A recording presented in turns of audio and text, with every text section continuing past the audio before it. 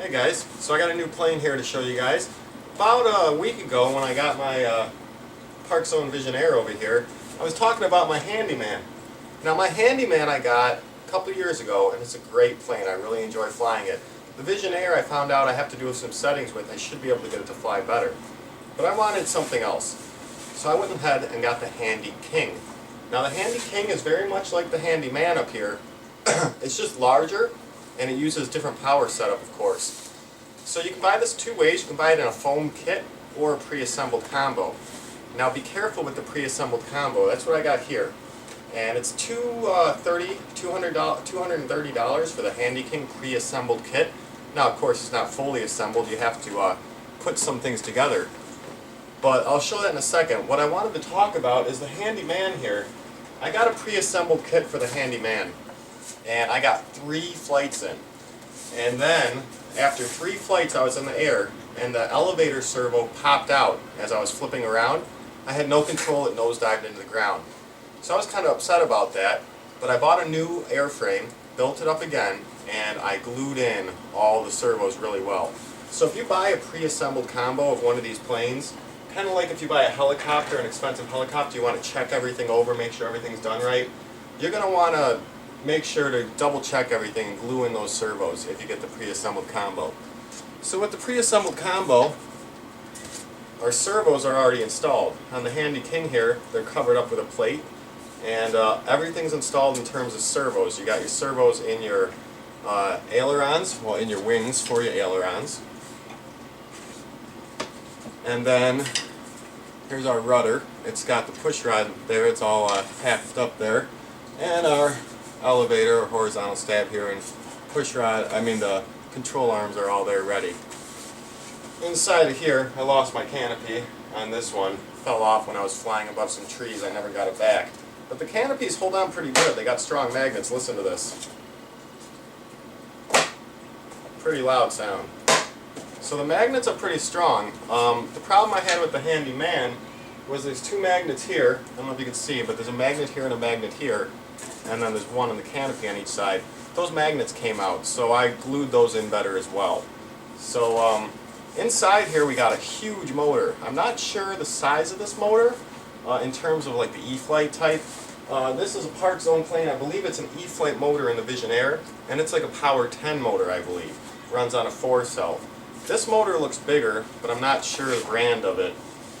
Inside of here we should have servos somewhere for our elevator and rudder. I'm not sure where those are. I just took these out, and it looks like, okay, right here, it's already there.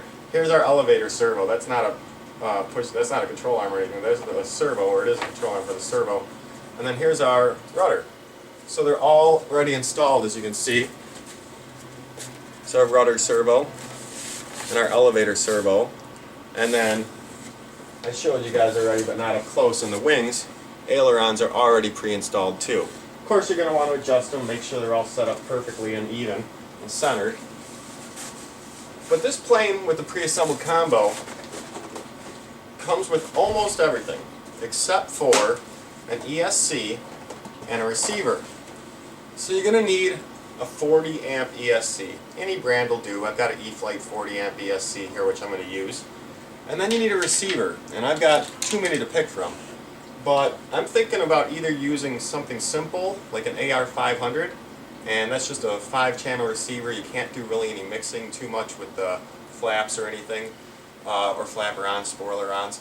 So I got the AR500 I could use, but I might go with the AR6110E, or the AR6250, or the AR6200. With the 6 series, I can set up flapper-ons, spoiler-ons, stuff like that. I never did that on my Handyman. I believe this just has an AR500. Oh no, it's got an AR6110E in there. But I never set up flapper-ons or spoiler-ons on this. I never really felt the need to. High alpha is just great as is. Let's go over a little bit of the specs here. Oh, and also with the Handy King here, you're going to run it on a 4-cell battery. 2500 milliamp to a 3000 milliamp is fine. I believe that the 2500 milliamp, actually they recommend here a 3200 milliamp 4-cell. So if you want it to be a little lighter, you can use like a 2500, but you can go all the way up to a 3200 4-cell battery. Now the smallest one is the Handyman, and the Handyman here, I've got some notes because I don't want to mess anything up.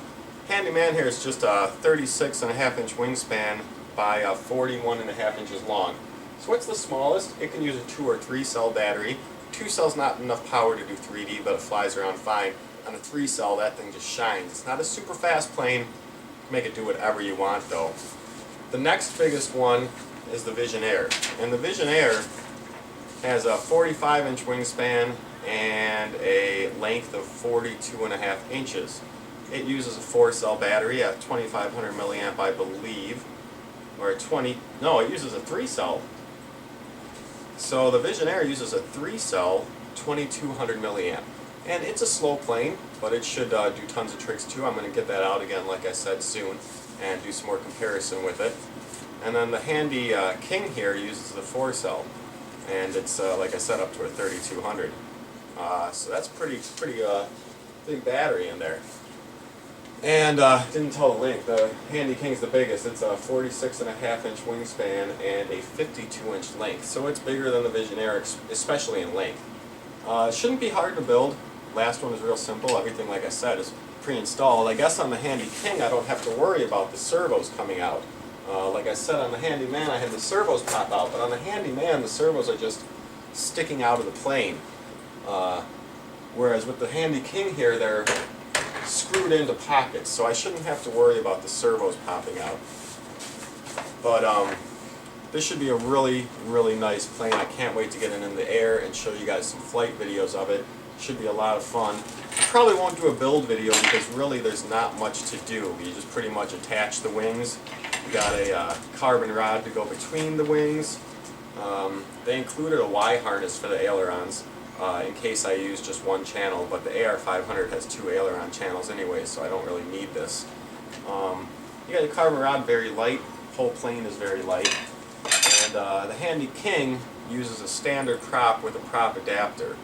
The Handyman had a fold-back prop, which I kind of liked, the fold-back prop. I felt like the damage almost never happened to it because it would fold back instead of getting hurt. But I just wanted to show the unboxing of this and talk about this. These are my 3D planes, really, larger ones for this year to fly. I'm not really going to fly the Handyman as much because it's older and damaged. But I'm going to be flying this Visionnaire Handy King a lot. And I've also got the Precision Aerobatics Electric Shock, which is a great little 3D plane as well. So stay tuned, guys. I'll be doing another little quick overview of it once I get it built.